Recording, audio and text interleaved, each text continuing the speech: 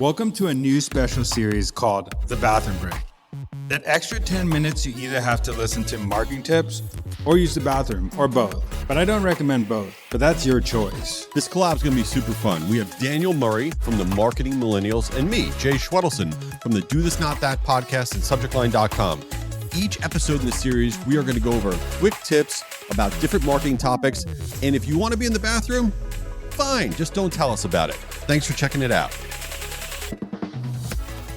We are back for the bathroom break. I'm here with Daniel Murray from the Marketing Millennials. I'm Jay Schwedelson from Do This Not That. And this is a big week for Daniel because Daniel is moving. He texted me because I'm moving, which is always a subtle opening of like, hey, do you want to help me move? Because we live sort of near each other. And I literally texted back, I would help you, but I don't want to. He did. It's a legit. I have proof. He texted me that.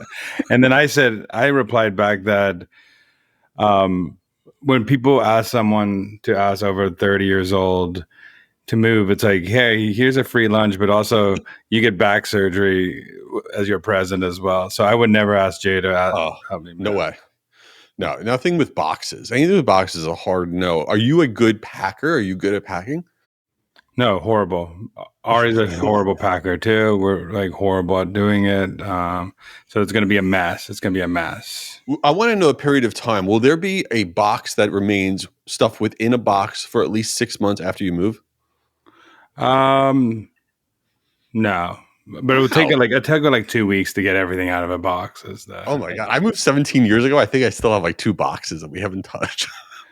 Well, we're moving from like an apartment to like a small house. So we'll have like one extra room, baby life. But so we've never had this much space in our life. I think our house is going to feel empty. You're going to get lost. Yeah. Speaking of getting lost, you're going to get lost with this episode. I don't even know what transition that was. It makes no sense. What we're going to talk about, though, is a tactic in email marketing that B2B should be doing, B2C definitely should be doing, nonprofit, doesn't matter the sector, but everybody sleeps on it. But this time of year, from basically November through end of December, for some reason, this crushes it. We're talking about animated GIFs in email. So Daniel, why do animated GIFs work? What are we talking about? What are we not talking about? Well, I think the first thing we should talk about that nobody has time to read boring, long emails. And if you are writing long emails, which I think you can write long emails and there's a space for long emails, but you need to be able to break up text with GIFs, things to stop the scroll. Also, when you open an email, the first thing you will look at is that GIF. And if it can make you smile or give you a reaction, it helps you stop somebody stopping in their place. And not many people do it. It's kind of a lost art. Yes. So it works for everything from newsletter to offer emails to cold prospecting to warm prospecting. You can use it in any type of email and it will help you stand out in an email inbox. Yeah, and in general, it actually lifts click-through rates by about 20% when you use an animated GIF. And let's just talk about what we are talking about, what we're not talking about. And for those of you out there in some sort of boring B2B industry, like, I can't do this. Yes, you can. Listen, we are a simple-minded species. We are. The shiny object is where we draw, follow the light. This is what we do, okay? And animated GIFs, what they're not videos. You really cannot embed a video in an email. Some people say you can mess around, screw that. It doesn't work. It's a mess. But an animated GIF is just 2 or 3 images that are stitched together that move around a little bit. Your call to action button can be an animated GIF that kind of moves around a little bit or lights up. It could be a dog. It could be your logo. It could be anything. And you're like, well, I don't know how to do that. Here's the deal. AI is your new best friend. It's my best friend for sure. All you need to do is go to your favorite AI platform and you go to it and you say, hey, I use MailChimp, I use Constant Contact, I use Klaviyo, I use HubSpot, I use whatever to send my emails. I want to create a simple animated GIF. Can you walk me through the steps on what free tool I could use to create it, how I stick it in my email, and whatever else? That's it. I want to add something you said really important, but I think you scrolled over it a little bit, is that if you have a video you want them to click out to, a demo you want them to click out to, or something to click out to, you can make something that's animated that says watch now on there and have a play button for a YouTube video with some moving things in the background just to show that there is a video that you want them to click out to. I think that's super important as a way for having a new type of call to action in your email. So I think that if you have other things like a case study you want them to link out to or something that you want them to link out to, it's good to have like a couple teasers in a GIF. Yeah, and just, for anybody out there is like, well, it's going to mess up my deliverability, it's going to be do this, that, or whatever. It's just not true. It's literally 3 images that are tied together. So if you have 3 images in your email to begin with, it's the same idea. They just move around a little bit. And we're like, oh, look at that's moving around. And it's in our subconscious. Nobody ever looks at your animated GIF and be like, that is dope. That is awesome. I need to interact with that. But we do it in our subconscious.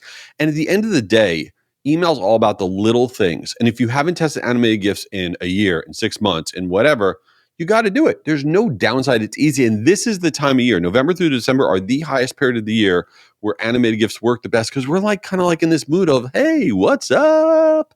And also, I think what I suggest with animated GIFs is always theme it. If you're going to do something fun, theme it to what's happening. So if it is over the holidays, you could theme it to a holiday, something funny for the holidays. If it's you have an offer, you could theme it to something in the offer. You could do a lot of things where you theme that GIF to what is happening because relevancy is the key to a lot of marketing. So if you can show like something relevant that your audience will care about, like if I was prospecting Jay, I would have like a golden bachelor or some real like a GIF on it. Well, actually, this is a quick pivot. I love that someone made you a golden bachelor on LinkedIn. I know. Someone made a meme of me as a golden bachelor and they post on LinkedIn. It's always amazing. You open up LinkedIn and I'm like, what's this all about? There's a picture of me as like the golden bachelor. I'm like, oh my God, what is going on? Yeah, don't do that. I don't need, now I'm going to get more of them. Everybody send your best AI image of Jay to his inbox. He would love to see what you can come up with. Thank you so much. I appreciate that. In general though, just one more relevant thing and then we'll be idiots. I don't think we realize that AI, which is my best friend, anything you've always been like, I always wanted to try that, but I don't know how to do it. Just like animated GIFs. How do I actually do that? Whatever it is, just go to AI and say, hey, I'm a doofus. I don't know how to do this. Can you tell me in simple terms how to do it? And now you have somebody that you don't have to feel like you are supposed to know stuff and then you don't know it. You can just ask it like animated GIFs, try it out. Yeah, you also could go to like Giphy and put a video in and it will show you a bunch of, and you can crop it to the perfect part of your video you want to do it. So there's easy stuff like that. Or you could go to AI and tell you, or what you could do is if you don't have a video, like there are tons of AI video platforms that you can make an animated video and then crop it into a GIF. So there's so many ways to do. And on the free version of Canva, they have a whole GIF studio where you can make GIFs in 3 seconds. So it's all easy. All right. Speaking of easy, so Daniel, the day after you move, do you find it weird, like when you move in, trying to sleep in that new place for the first time? I feel like it's a very weird situation whenever you move, and you've moved a lot.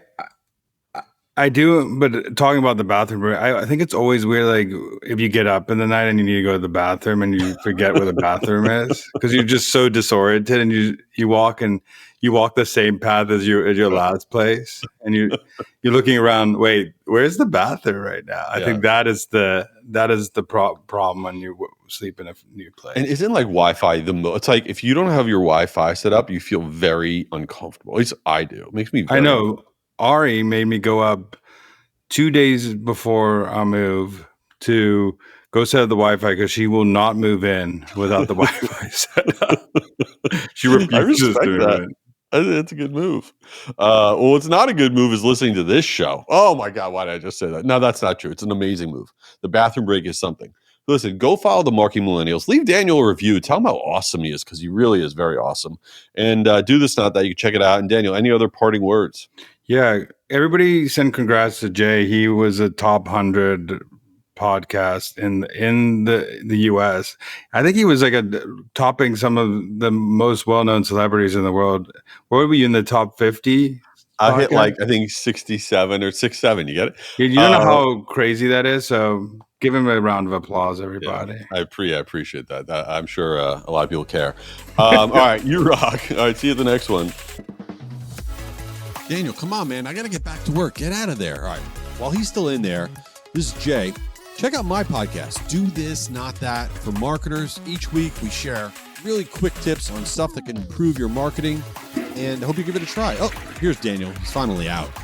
Back from my bathroom break. This is Daniel. Go follow the Marketing Millennials podcast, but also tune into this series. It's once a week, the bathroom break. We talk about marketing tips that we just spew out, and it could be anything from email, subject line, to any marketing tips in the world. We'll talk about it. Just give us a shout on LinkedIn and tell us what you want to hear. Peace out. Later.